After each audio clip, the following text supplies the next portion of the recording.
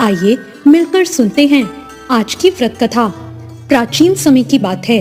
सरस्वती नदी के तट पर एक बहुत ही सुंदर और समृद्ध नगरी थी। उस नगरी का नाम था भद्रावती नगरी। उस नगरी में द्रुतिमान नाम के एक प्रसिद्ध धर्मात्मा और सत्य प्रिय राजा राज करते थे। उनकी प्रजा सुखी थी, राज्य संपन्न था और चारों ओर धर्म, दया और न्याय का वातावरण था। उसी नगरी में एक बहुत ही धनवान वैश्य रहता था जिसका नाम था धनपाल। ये वैश्य बहुत बड़ा व्यापारी था, धर्म कर्म करता था, दानी था और बहुत ही सज्जन पुरुष था। उसने बहुत सी धर्मशालाएं, कुएं, तालाब, गौशालाएं और अन्न क्षेत्र बनवाए। वो ब्राह्मणों, साधुओं और गरीबों की सेवा में हमेशा लगा रहता। उसके 5 पुत्र थे। एक का नाम था सुमना, एक का नाम था द्रुतिमान, एक का नाम मेधावी, एक सुकृति और सबसे छोटा बेटा था धृष्टबुद्धि।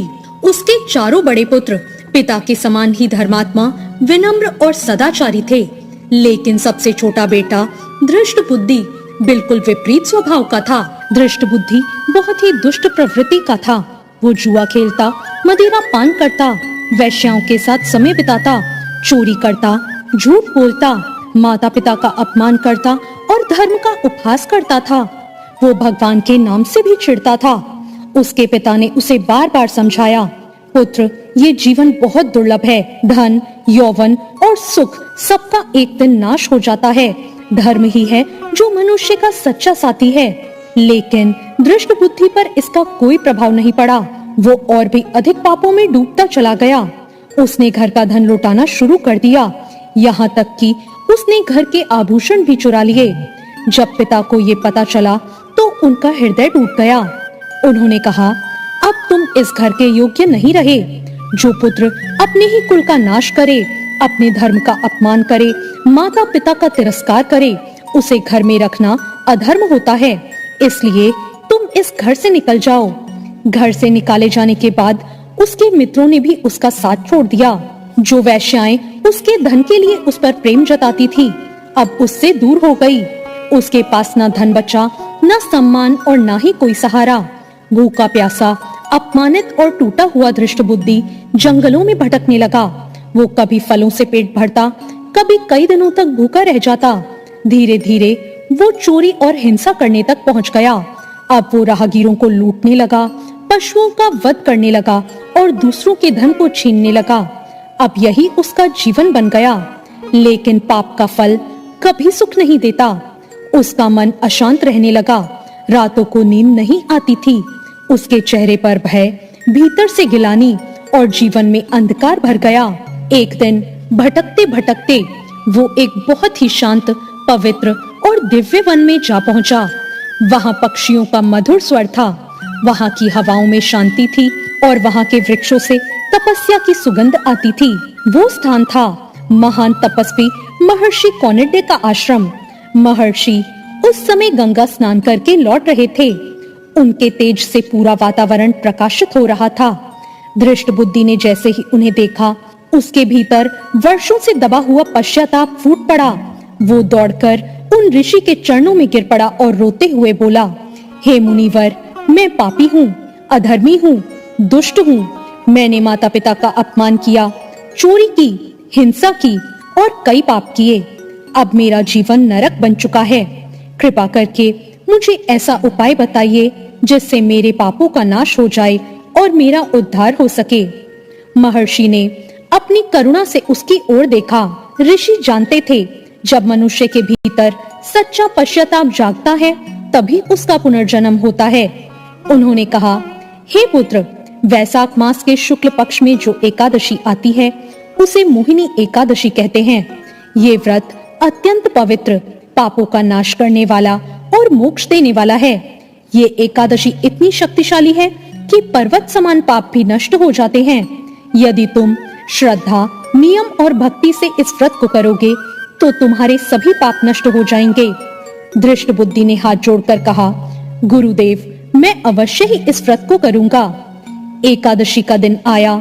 धृष्ट बुद्धि ने प्रातःकाल स्नान किया, स्वच्छ वस्त्र धारण किए, भगवान विष्णु का ध्यान किया और व्रत का संकल्प लिया। उसने कहा, मैं आज मोहिनी एकादशी का व्रत करूंगा अपने पापों के प्रायश्चित के लिए, भगवान विष्णु की कृपा को पाने के लिए। उसने दिन भर उपवास किया, भगवान का नाम जपा, कथा सुनी, भजन किए और रात्रि में जागरण भी किया। उस दिन पहली बार उसके हृदय में शांति उतरी। उसे लगा जैसे वर्षों का अंधकार हट रहा हो। द्वादशी के दिन उसने विधि पूर्वक व्रत का पारण किया, ब्राह्मणों को भोजन कराया और दान भी किया। मोहिनी एकादशी के प्रभाव से उसके समस्त पाप नष्ट हो गए, उसका मन निर्मल हो गया। कहा जाता है कि उसके शरीर से दिव्य तेज प्रकट होने लगा। जब उसका जीवन समाप्त हुआ, तब भगवान विष्णु के पार्षद दिव्य विमान लेकर उसे वैकुंठ धाम ले गए। वो दृष्ट बुद्धि जो कभी पापों में डूबा हुआ था, मोहिनी एकादशी के प्रभाव से भगवान के धाम को प्राप्त हुआ। इस व्रत की महिमा स्वयं भगवान विष्णु ने धर्मराज युधिष्ठिर को बताई थी। युधिष्ठिर ने पूछा था, हे जनार्दन, वैशाख शुक्ल एकादशी का क्या नाम है और उसका क्या फल है? तब भगवान श्री कृष्ण ने कहा था, हे राजन, इसका नाम मोहिनी एकादशी है।